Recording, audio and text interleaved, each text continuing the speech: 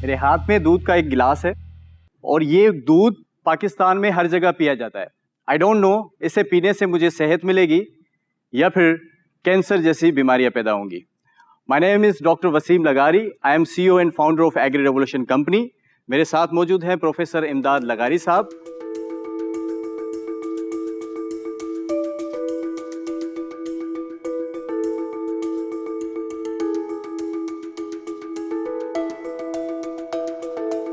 Agree revolution company basically dairy farmers की production को increase करती है, उसकी जो कॉस्ट है, कॉस्ट ऑफ प्रोडक्शन, उसको डिक्रीज करती है और उसके साथ साथ उसके जितने भी लॉसेस है उसको भी मिनिमाइज करती है।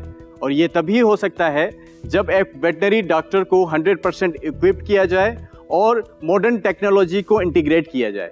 इस पे हम फार्मर से जो चार्ज कर रहे हैं वो 5,000 rupees per year quarter wise हम उसे वो चार्ज करते हैं और उसको जो मुनाफा देते हैं वो एक एनिमल से लगभग 1 लाख से 1.5 लाख का फ़ायदा देते हैं। इनिशियल 2 इयर्स में हमारा जो टारगेट है वो है 1 lakh animals of the Karachi only. हमारा जो आस्क है वो 20 मिलियन है और विथ 10% जो है इक्विटी।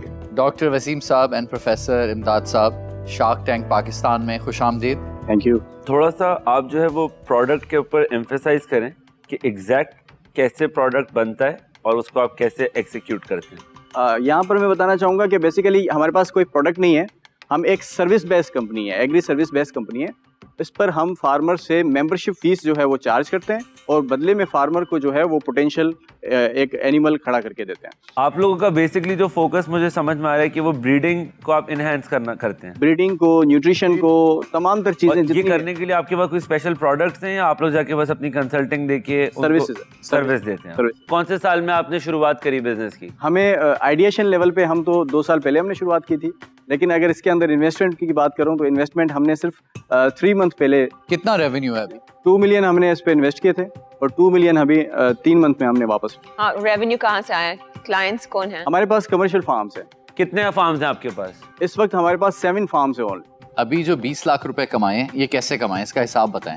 इस पर ऐसे है कि एक तो हमने ये अल्ट्रासोनोग्राफी की सर्विसेज दी, वहाँ से फार्मर से चार्ज लिया। वहाँ से कितना आया?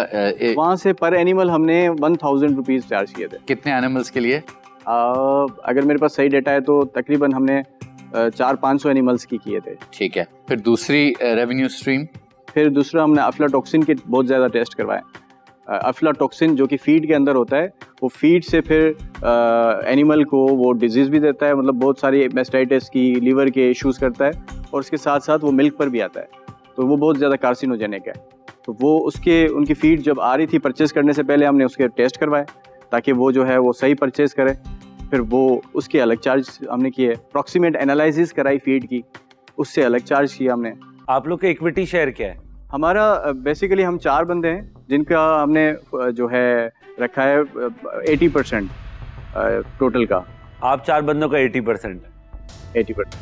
और 20% कौन? इन्वेस्टर जो आया था इन्वेस्टर्स के लिए। तो बिजनेस ऐसा कैसा बनेगा, किस तरह का बिजनेस बनेगा और वो इस साल, अगले साल, उससे अगले साल कितना पैसा जनरेट करेगा कि हमें भी अपना रिटर्न वापस मिले? ये बहुत अच्छी बात है कि अगर इसकी हम कैलकुलेट करें कि 1 लाख एनिमल जो हमने जस्ट 2 इयर्स में टारगेट बनाया, उसमें से हम 5,000 उनसे लेते हैं तो इसके हमारे पास बड़ा अच्छा अमाउंट तकरीबन बनता है 50 करोड़ का। और उसमें से अगर हम आपको 8% इक्विटी देते हैं तो आप अंदाज़ा लगाएं कि कितना बनता है इसका। उसके बाद स्केलेबिलिटी इसके अंदर अलग है।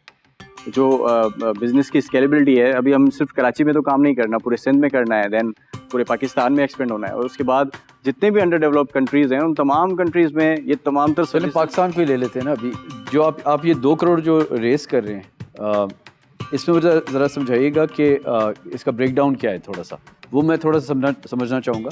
इस पे ऐसे है कि हमारे जो टोटल इन्वेस्टमेंट है इसका हमारा तकरीबन सिर्फ 54% जो है वो कैपिटल पे जाएगा, बाकी तमाम चीज़ें ऑपरेशन पर जाएंगी। उसमें लैब की तमाम तरह इक्विपमेंट्स हैं, उसमें डेफिनेटली कुछ व्हीकल्स हैं और जो है जो वेटनेरियंस के पास तमाम तरह जो टूल्स होते हैं वो हैं। मैं एक डिसीजन पे आ गया हूँ।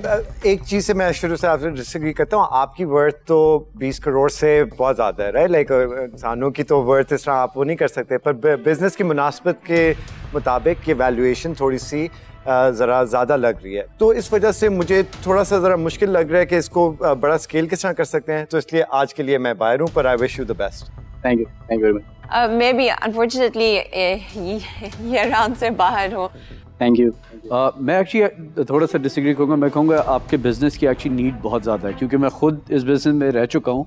अगर आप लोग अवेलेबल होते तो मेरी सेविंग्स काफ़ी होती है, तो नुकसान भी नहीं होता। तो मैं उस वजह से I am out today. Thank you, but I wish you the best of luck. Thank you very much.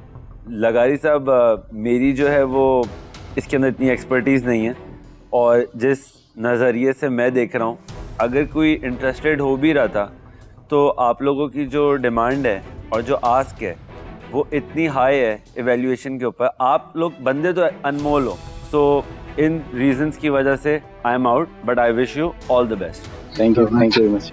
दोनों डॉक्टर साहिबान, आपसे मिलके बहुत खुशी हुई। आप लोग अपनी फील्ड के एक्सपर्ट्स हैं। मुझे ये लगता है कि ये एग्री रिलेटेड सर्विसेज बिजनेसेस बहुत ग्रो करेंगे। तो आई थिंक अपनी टीम में ऐसे एक शख्स को ऐड करें। इफ़ यू हैड, आज आप ऐसे किसी पर्सनालिटी के साथ आए होते जो आपके में भी चीफ ऑपरेटिंग ऑफिसर होते और वैल्यूएशन ठीक होती, I would have potentially taken a punt on you, but for those reasons I am out, but I wish you all the best. Thank you very much. Thank you very much. Thank you very much. Thank you. बहुत शुक्रिया। But